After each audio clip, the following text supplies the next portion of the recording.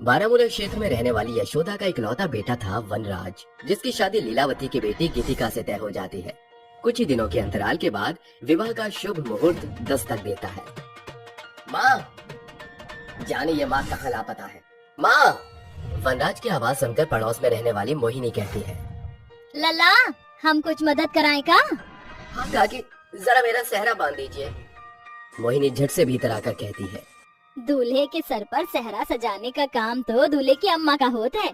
ये यशोदा कौन सा भीड़ में उलझी हुई है? मोहिनी ऐसा कह ही रही थी कि तभी दूल्हे की माँ यानी कि यशोदा हाजिर होती है।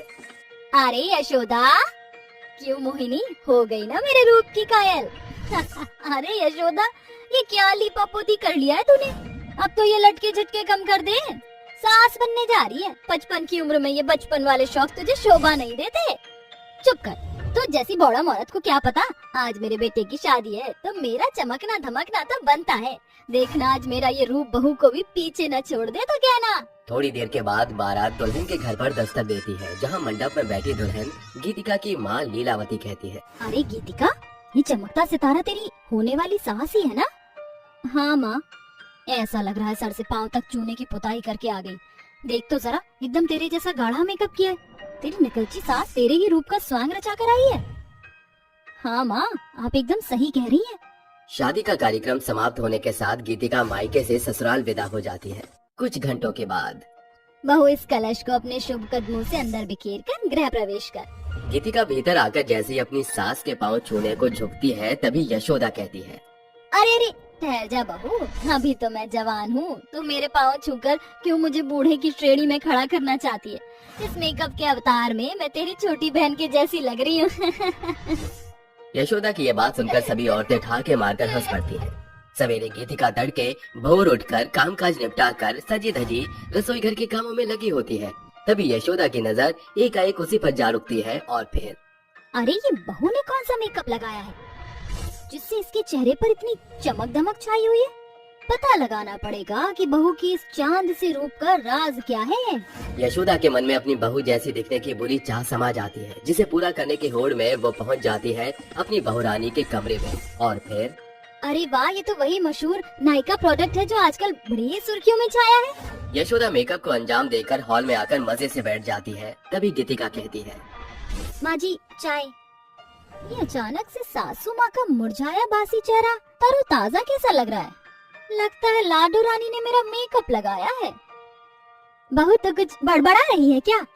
अरे वाह माँ जी, आपका चेहरा तो मेनका उर्वशी जैसा चमक रहा है। क्या लगाया है? बहू के मुंह से तारीफ के दो बोल सुनकर यशोदा अपनी जुबान पर लगा ताला तोड़ डालती है। जो मेकअप तूने लगाया है मैंने भी थोड़ा सा लगाया, और देख कैसी मैं सुंदरता में तुझे भी मात दे रही हूँ। बढ़ती उम्र में इतना शौक, जाने कैसी कॉपी कैट सास पल्ले पड़ी है। फिर अगली सुबह गीतिका किचन में खड़ी ग्रीन टी पी रही होती है। तभी उसकी सास वहाँ आ धमकती है, अरे गीतिका बहू, ये तू चोरी छिपे क्या गटक रही है?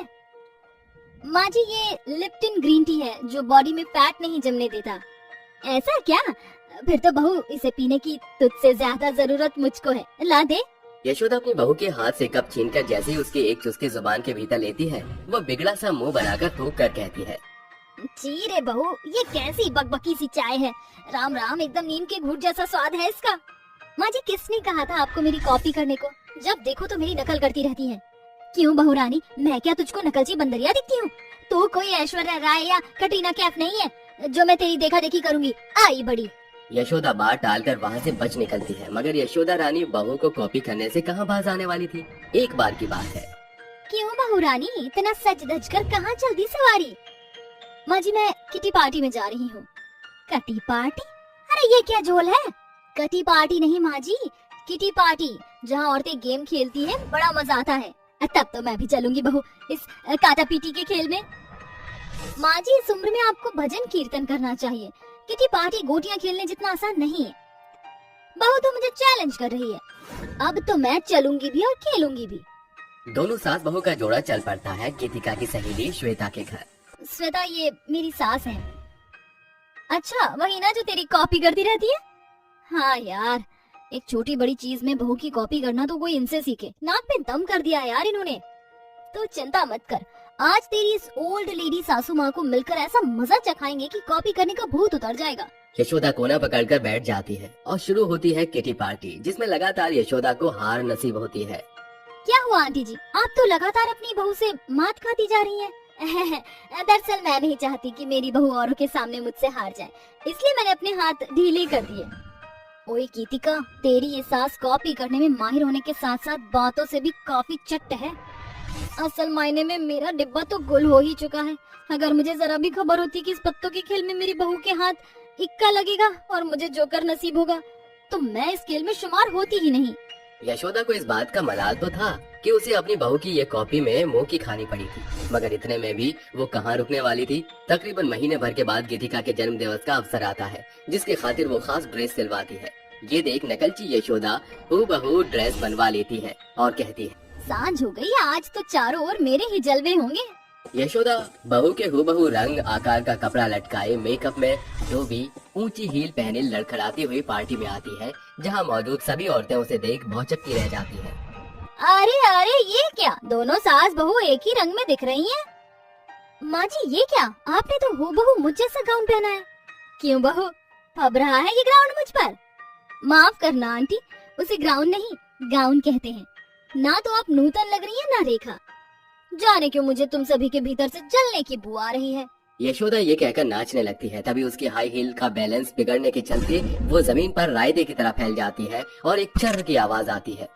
ये लो भैया, चारों खाने चित्त हो गए। अब तुम सबकी टोक के चलते मैं गिर गई। यूं कि ये तो वही मिसाल हो गई, नाच ना जाने आंगन टेढ़ा। यशोदा, शौक पूरे करने की एक उम्र सीमा होती है। इस बुढ़ापे में ये एशियन पेंट तेरे थोबड़े पे जरा सा भी नहीं जच रहा है। वो क्या बोल गए हैं पुरनिये? बूढ़ी घोड़ी लाल लगाम। हर चीज में अपनी बहू की कॉपी करना भला नहीं है यशोदा। लगातार बहू की कॉपी करने के चलते यशोदा को भरी पार्टी में व्यंग्यता का पात्र बनना पड़ता है, जिसके बाद अंत में यशोदा कहती है, बहू मुझे माफ कर दे, मैंने तो जितनी सुंदर दिखने की होड़ में हर बार तेरी कॉपी की, मगर मैं ये भूल बैठी कि नकल के लिए भी अकल की जरूरत पड़ती है। उस रोज के बाद से दोनों सास बहू के बीच अच्छे तालमेल की शुरुआत होती है और यशोदा सादगी भरा रुझान अपना लेती है।